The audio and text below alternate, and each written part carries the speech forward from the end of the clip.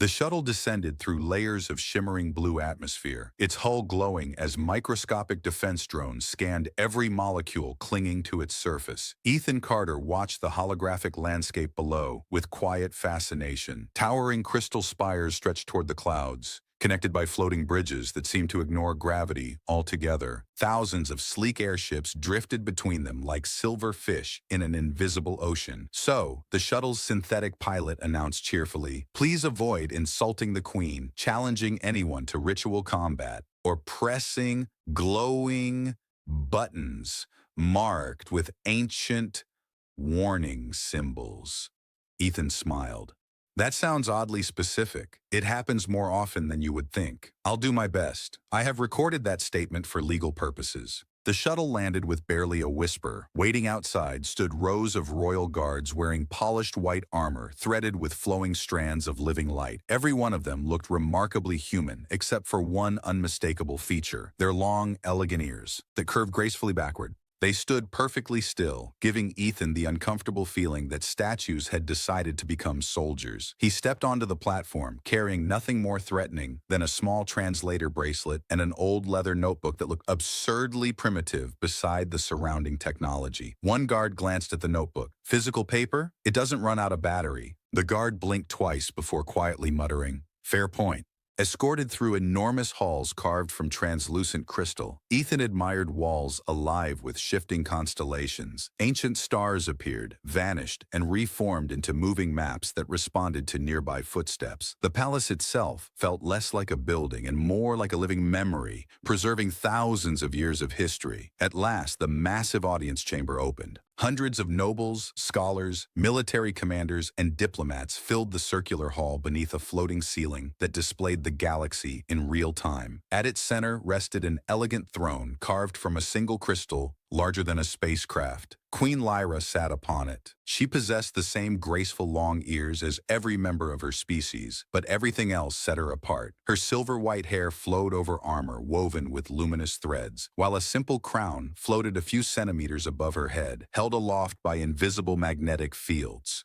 Her calm expression carried the confidence of someone accustomed to making decisions that affected entire star systems. As Ethan approached, his translator bracelet began quietly processing formal greetings. Then, something else caught his attention. Beneath the throne's polished foundation were faint symbols almost erased by time. His heart skipped. He knew them. Not because anyone had taught him, because years earlier, buried beneath an abandoned observatory on Earth, he had discovered fragments of an impossibly old recording. For months he had studied the strange sounds without understanding where they came from.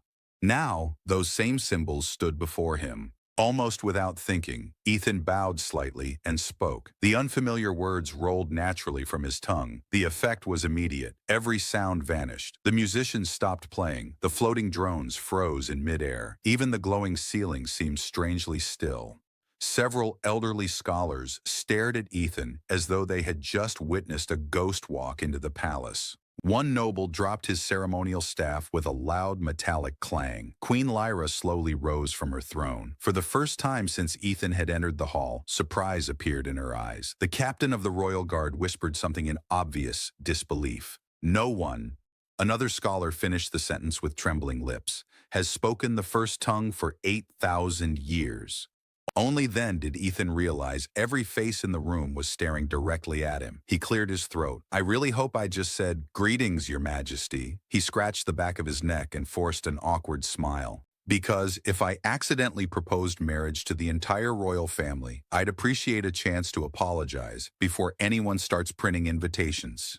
No one laughed, which somehow made the silence even louder. The silence lingered long enough for Ethan to hear the faint hum of the floating lights above the throne. Hundreds of eyes remained fixed on him, yet no one seemed willing to speak first. Even the royal guards, whose discipline had appeared unshakable only moments before, exchanged uncertain glances. Queen Lyra slowly descended the 3 crystal steps leading from her throne. Every movement was calm, measured, almost graceful enough to make the silence feel intentional rather than uncomfortable. Her long ears tilted ever so slightly forward, a subtle gesture Ethan guessed might indicate curiosity. She stopped only a few feet away. "Repeat what you just said," she requested. Her translator rendered the words into English with perfect clarity. Ethan swallowed. I honestly don't know if I can. You spoke fluently. I did? You did. I was hoping someone else had noticed. One corner of the Queen's mouth lifted just enough to suggest the beginning of a smile. Try. Closing his eyes, Ethan pictured the weathered symbols from the forgotten observatory on Earth. Strange sounds surfaced naturally inside his thoughts, as though someone had dusted off memories that had never belonged to him. He spoke again. The ancient words echoed through the chamber. This time the crystal walls responded. Soft, golden lines awakened beneath their surfaces, spreading through the enormous hall like rivers of light. Ancient carvings hidden beneath centuries of decoration emerged one after another, illuminating symbols that no historian present had ever seen. Gasps swept through the court. An elderly scholar nearly fainted into the arms of two assistants. Another frantically activated a holographic scanner, only for the device to flash a bright warning. Language not found in current database. He stared at the message. I built this database myself, he whispered in horror. His younger assistant cautiously raised a hand. Perhaps you forgot to update it? I update it every Tuesday. It is Wednesday. The old scholar looked personally betrayed by the calendar. Queen Lyra ignored the commotion. What is your name, human? Ethan Carter. Ethan Carter, where did you learn the first tongue? I wish I knew. Murmurs immediately spread among the nobles. He lies. No human could know it. Perhaps he accessed forbidden archives. A spy. A time traveler. The haircut certainly suggests poor judgment. Ethan instinctively touched his hair. My haircut has crossed interstellar borders just to be insulted. A few younger officers coughed suspiciously, hiding laughter. The Queen raised one hand. Instant silence returned. You will answer only my questions. Everyone obeyed instantly. Ethan reached into his satchel. Several guards immediately aimed elegant energy spears toward him. He froze. It's only a notebook. That remains to be determined, one captain answered. It's made of paper. The captain frowned. An unusually suspicious material. Ethan carefully produced the worn leather notebook. Inside were hand-drawn copies of symbols, phonetic notes, and sketches of the underground chamber where he had discovered the mysterious recording years ago. Queen Lyra examined the pages carefully. Her expression slowly changed. This inscription... She turned another page. And this one... Another... No. She looked back at Ethan. These are not copies from our archives. They aren't. They are older. The surrounding scholars erupted into frantic discussion. Impossible. Our oldest records contain only fragments. These sentences are complete. They even include pronunciation marks. One elderly linguist hurried forward without permission. Your Majesty, may I? She silently handed him the notebook. His hands trembled as he studied the pages. Tears unexpectedly formed in his eyes. I devoted 200 years to reconstructing this language, he whispered. He looked at Ethan with genuine amazement. This human solved 3 grammatical mysteries, accidentally. Ethan blinked. I accidentally burned toast too. The old scholar slowly nodded. Remarkable consistency. For the first time since entering the palace, genuine laughter echoed through the great hall. Queen Lyra allowed it to continue for several seconds before speaking again. Ethan Carter. Yes? Come with me, casa, and...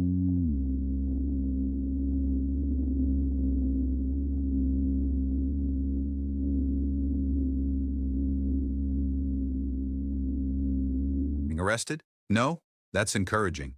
You are being invited somewhere considerably more dangerous. She turned toward a hidden doorway opening behind the throne as ancient mechanisms awakened once more, their golden light responding not to her presence, but to his. The doorway behind the throne opened without a single mechanical sound. Instead, the crystal floor itself separated like liquid glass, revealing a descending passage illuminated by streams of pale blue energy flowing beneath transparent steps. The golden symbols that had awakened throughout the throne room continued glowing, but only along the route Ethan and Queen Lyra followed. The royal guards instinctively stepped forward. The passage immediately dimmed. Queen Lyra glanced back. They stay. The captain frowned. Your Majesty, protocol requires... The palace appears to disagree with protocol.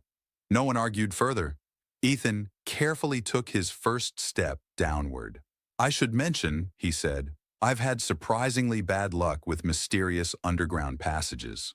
Lyra looked at him. How many mysterious underground passages have you entered? Enough that I'm uncomfortable answering. For the first time, the queen laughed openly. The sound surprised even the scholars watching from above. The staircase spiraled deeper beneath the palace until the bustling voices of the court disappeared completely. Only the gentle vibration of ancient machinery remained. Crystal walls surrounded them, filled with tiny lights, drifting like stars, trapped inside transparent stone.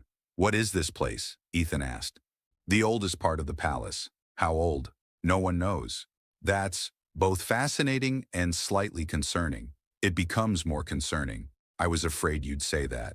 After several minutes, the passage ended before a colossal circular door nearly 20 meters high. Unlike the elegant architecture above, this structure looked impossibly ancient. Strange metallic alloys shifted slowly across its surface, as though the door itself were alive. Thousands of engraved symbols covered it. Ethan immediately recognized them, the same writing, only far older. A floating orb emerged from the center of the door, projecting a pale beam across Ethan's face. Unknown sounds echoed through the chamber. His translator bracelet emitted a defeated beep. Translation: impossible. Well, Ethan sighed. At least it's honest. Lyra stepped closer to the enormous door. My ancestors spent centuries trying to open this, and it never acknowledged anyone. The glowing orb rotated toward Ethan. Ancient words suddenly appeared across the metallic surface. He didn't consciously read them. He simply understood. Almost instinctively, he answered aloud. The moment the final syllable left his lips, the chamber trembled. Ancient mechanisms awakened beneath the floor. Golden rings began rotating around the doorway, while invisible currents of energy swept through the room. Dust that had rested untouched for millennia simply vanished. Behind them, hidden lights illuminated one after another, revealing dozens of enormous statues. They weren't soldiers. They were explorers, humans, Asterians, and several unfamiliar species standing together. Ethan stared in disbelief. They worked together. Lyra slowly approached one of the statues. Its long ears matched those of her people perfectly. Beside it stood a human, wearing clothing unlike anything from Earth's recorded history. My historians believe these carvings were symbolic, she whispered. They aren't. No. Before either could say another word, the massive door silently divided into 3 sections. Cold air drifted outward, not stale air, fresh air, as though the chamber beyond had been preserving itself all this time. Lights gradually awakened inside. Rows of floating crystalline spheres illuminated an enormous circular archive, extending farther than Ethan could see.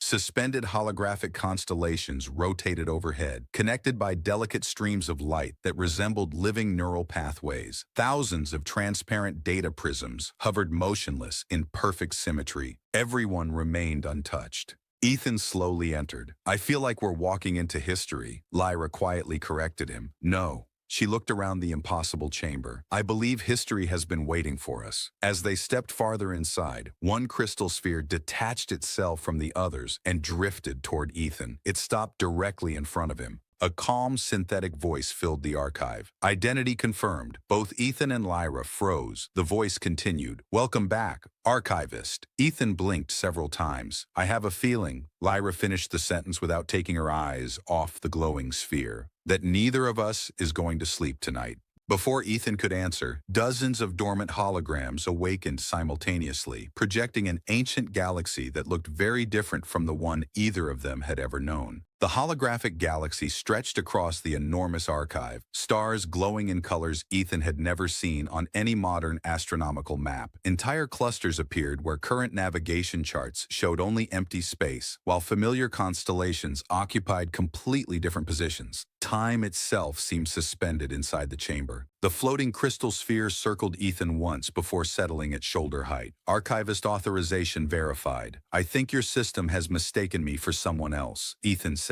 The sphere remained silent for exactly 3 seconds. Probability of system error, 0.000002%. Ethan looked at Lyra. I've met computers like this before. They argue, they always win. The queen folded her arms, studying the ancient projections. Her long ears tilted slightly as dozens of symbols drifted through the air around them. Can you ask it who the archivist was? I can try. Ethan faced the sphere. Who am I? The artificial intelligence answered immediately. Question incomplete. That sounds philosophical. No, it sounds incomplete. Lyra smiled despite herself. Perhaps ask a more specific question. Fair enough. Ethan cleared his throat. Who was the archivist you identified me as? Golden light rippled across the chamber. The first Archivist collective preserved knowledge following the stellar sundering. Access restricted. Before Ethan could respond, another crystal detached itself from the ceiling. Then another. Within seconds, dozens floated into a perfect circle around him. One by one, they projected translucent figures. Humans, Asterians with elegant long ears, beings covered in crystalline skin, towering creatures composed of shifting energy. All stood together wearing identical silver robes marked with the same symbol Ethan had discovered beneath the abandoned observatory on Earth. They founded this place, Lyra whispered. It looks that way. One holographic figure stepped forward. Its face remained blurred, but its voice sounded warm. If this archive has awakened, then history has survived. The recording continued. We leave these memories not for our children, but for those who remember what we were forced to forget. The chamber dimmed. Entire star systems disappeared from the map. Red warning symbols spread across the projection. The war could not be won. Images flashed through the archive. Gigantic fleets, worlds surrounded by impossible rings of energy, cities folding into higher dimensions. Then, silence. The first tongue became the final key. Knowledge was divided. Memory was hidden. One day, the scattered fragments would reunite. Ethan exchanged a glance with Lyra. They planned this. They planned for someone. The hologram slowly turned toward Ethan. If you understand these words, then Earth endured. His heartbeat quickened. Earth? The recording vanished before offering another explanation. A loud metallic click echoed somewhere beyond the walls. Lyra instantly became alert. Did you hear that? I was hoping it was dramatic architecture. Another sound followed, closer, then another. The archive's peaceful glow shifted to amber. The floating sphere spoke again. Warning! Dozens of dormant defense systems awakened. Hidden corridors illuminated beyond the chamber. Unauthorized life forms detected. Lyra's expression hardened. Someone followed us. That's difficult, Ethan replied. I barely knew where we were going. They may not have known. Another warning echoed. Perimeter breach confirmed. Holographic displays rapidly identified movement beyond the sealed entrance. Several armored figures appeared as red silhouettes advancing through the ancient passage. Their equipment emitted strange pulses that interfered with the archive's systems. They're using null field technology, Lyra said quietly. You recognize it? I recognize that it's illegal. Ethan nodded. That's generally not an encouraging sign. One silhouette reached the enormous doorway. The ancient seals trembled. A low vibration rolled through the archive. The floating sphere rotated toward Ethan. Archivist. I still don't think that's me. Emergency authority transferred. A glowing line of unfamiliar symbols appeared beneath his feet. Without thinking, Ethan spoke another sentence in the first tongue. The reaction was immediate. Across the vast chamber, hundreds of dormant machines awakened simultaneously. Ancient guardian drones rose silently from hidden alcoves, their polished metallic bodies untouched by time. Blue eyes ignited one after another. Every single machine turned, not toward the intruders, toward Ethan. For one terrifying second, he wondered if he had made a catastrophic mistake. Then, in perfect unison, every Guardian lowered its head, awaiting his command. Hundreds of Guardian drones remained perfectly still, their blue optical lenses fixed on Ethan. The immense archive had become unnaturally quiet, broken only by the distant groan of the ancient doorway, resisting the force from outside. Every few seconds, another heavy impact echoed through the chamber, sending faint ripples across the crystalline floor. Ethan slowly looked from one machine to another. They're waiting, Queen Lyra nodded. They're waiting for your orders. I've never ordered one robot, let alone an army. The floating sphere drifted closer. Correction! Ethan sighed. Of course. You have now been placed in command of 412 Sentinel units. I was hoping for a user manual. Unavailable. A training course? Unavailable. A helpful suggestion? The sphere paused. Try not to panic. Lyra covered her mouth to hide a laugh.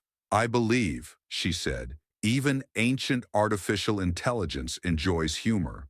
I'm not sure that was humor. Another violent impact shook the chamber. Hairline fractures of golden light spread across the enormous entrance. The archive announced calmly, estimated breach, 1 minute. Lyra's expression became serious. They're using technology designed to disable modern security systems. But not these? These defenses are older than every empire in this galaxy. Ethan looked around at the silent machines. So why aren't they stopping the intruders automatically? The floating sphere answered. Authorization required. From me? Affirmative. He rubbed his forehead. This is exactly why I avoid leadership positions. Closing his eyes for a moment, Ethan searched for the strange words that had begun surfacing inside his mind. They arrived effortlessly, like memories patiently waiting beneath the surface. He spoke a short sentence in the first tongue.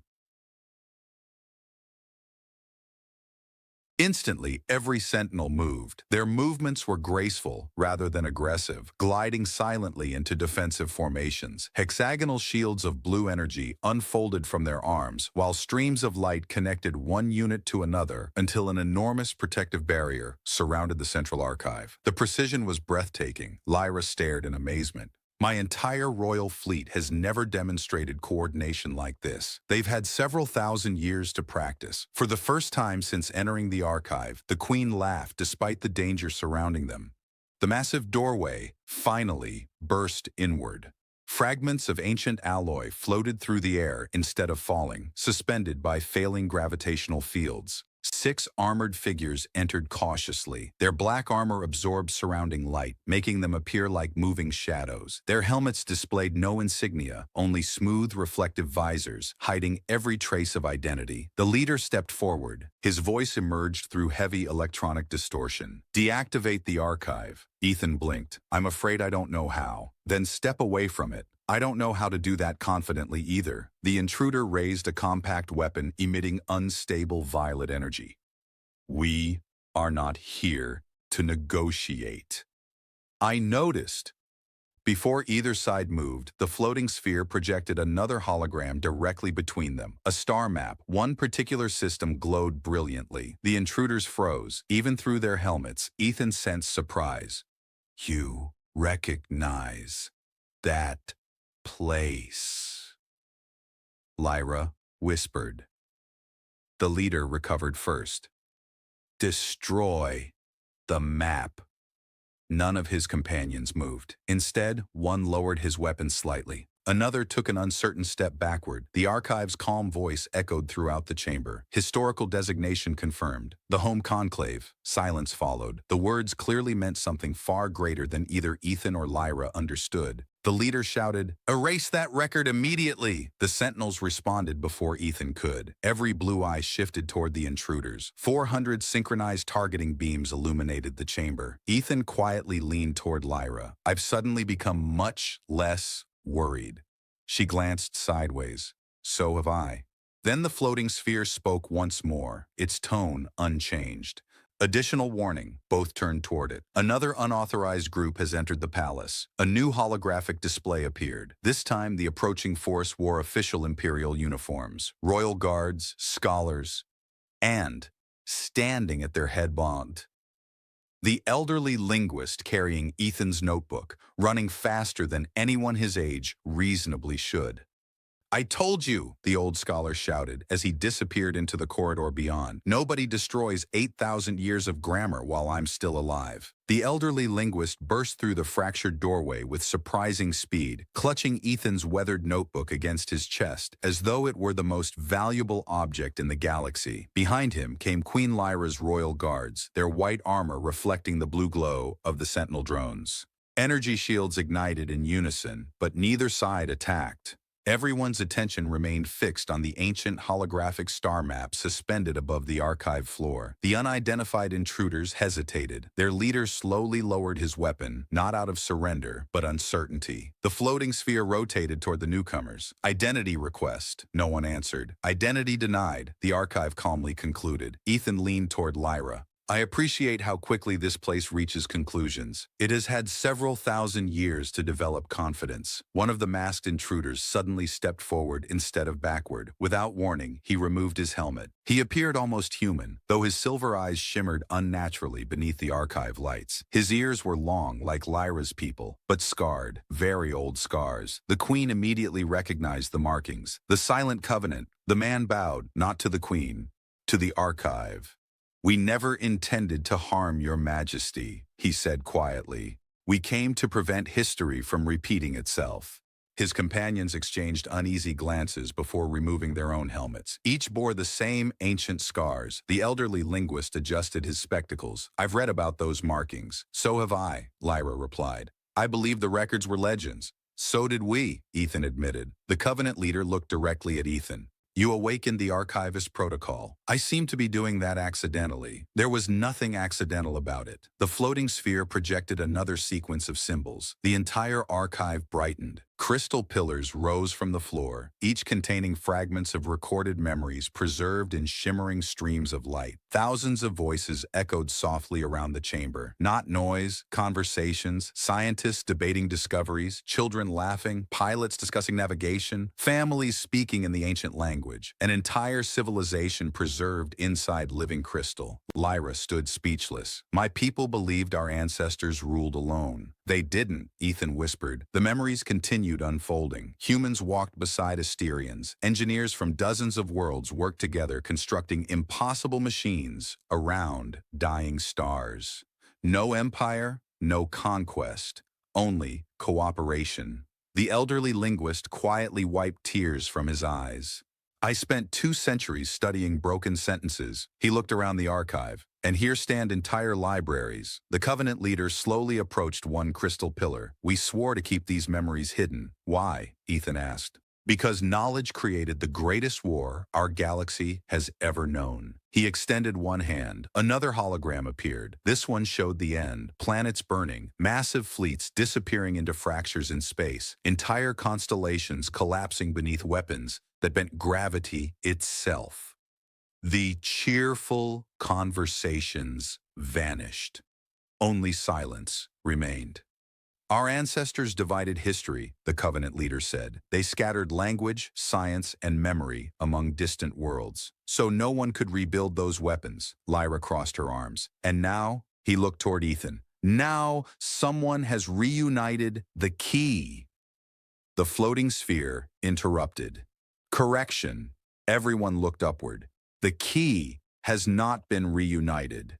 A hidden section of the star map illuminated, far beyond known space. A single golden system pulsed gently. "Final archive remains secure." Ethan frowned. "There's another archive?" "There are 7. The chamber fell silent. The queen slowly looked toward the distant glowing system. "Our palace was only one." "Affirmative." "Then why awaken this one first?" The sphere answered immediately. "Because this archive protects language." Another point of light appeared. "Second archive protects navigation." Another. "Third protects medicine." One after another, 7 hidden locations emerged across the galaxy. The elderly linguist looked horrified. "There are 7 libraries," the sphere corrected him politely. "There are 7 civilizations preserved." Before anyone could absorb the revelation, every hologram abruptly flickered. Blue lights turned crimson. A warning echoed through the chamber. "External transmission intercepted." A symbol appeared that none of them had seen before. Not ancient, new. The Covenant leader stared at it in disbelief. "No." Lyra's expression hardened. "You know that emblem." He nodded slowly. "We believe they vanished centuries ago." "Who?" His voice barely rose above a whisper.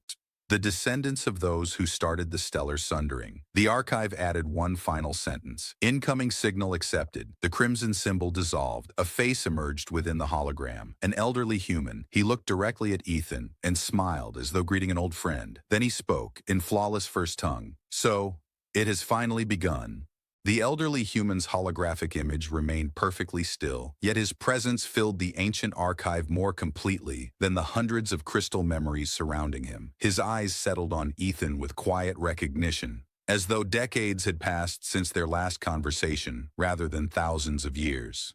"You have many questions," he said in the first tongue. Ethan answered in the same language without hesitation. I don't even know how I know these words. The old man smiled. You do not remember them. Your ancestors preserved them. The archive around them transformed. 7 columns of light rose toward the vaulted ceiling, each representing one of the hidden archives scattered across the galaxy. Our civilization was never destroyed, the hologram continued. It chose to disappear. Images unfolded across the chamber. Humans stood beside the long-eared Asterians, scientists and explorers from countless worlds working together. When the stellar sundering threatened to consume every civilization, they dismantled their greatest discoveries, hiding them in 7 sanctuaries. No emperor would inherit them. No army would command them. Knowledge would return only when wisdom proved greater than ambition.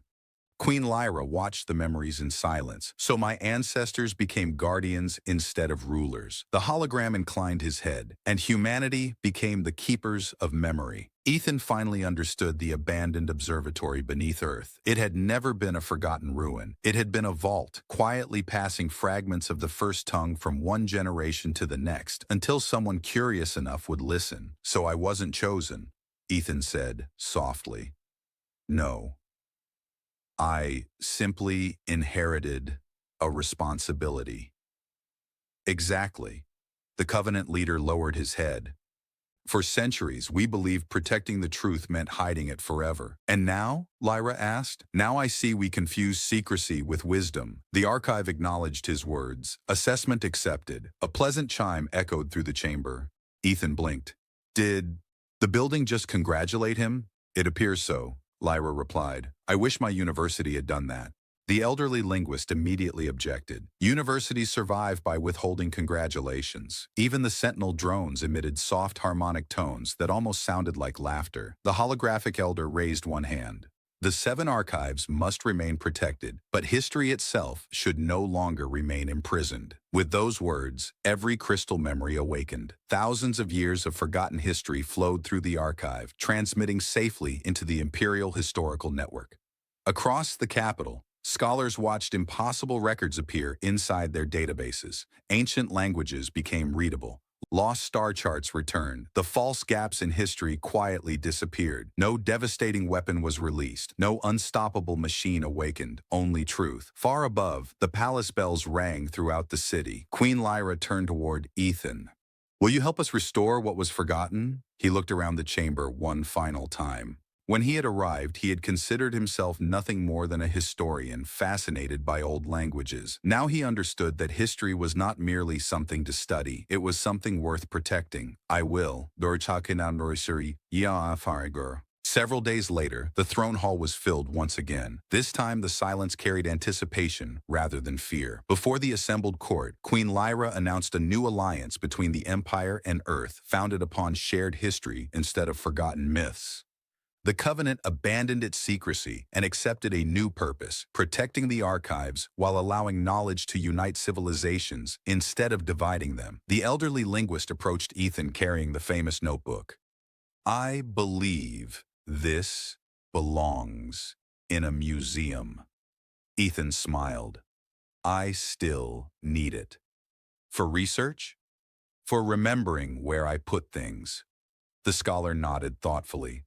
An excellent historical practice. As laughter echoed through the hall, Ethan glanced toward the ancient symbols beneath the throne. They no longer felt mysterious. They felt familiar. Queen Lyra stepped beside him, her long ears catching the warm light streaming through the crystal ceiling. Where do we begin? Ethan looked toward the holographic map, where 6 unopened archives still shimmered beyond the stars. Perhaps, he said with a grin, somewhere that doesn't immediately declare me responsible for 400 ancient robots. Almost as if listening, every sentinel standing outside the hall saluted simultaneously. Ethan sighed. I had a feeling they were still following me. Lyra laughed. I suspect they always will. Together they walked toward the palace observatory as dawn illuminated the capital world, carrying with them not the burden of forgotten history, but the promise of discovering the rest of it. One star, one language, and one friendship at a time.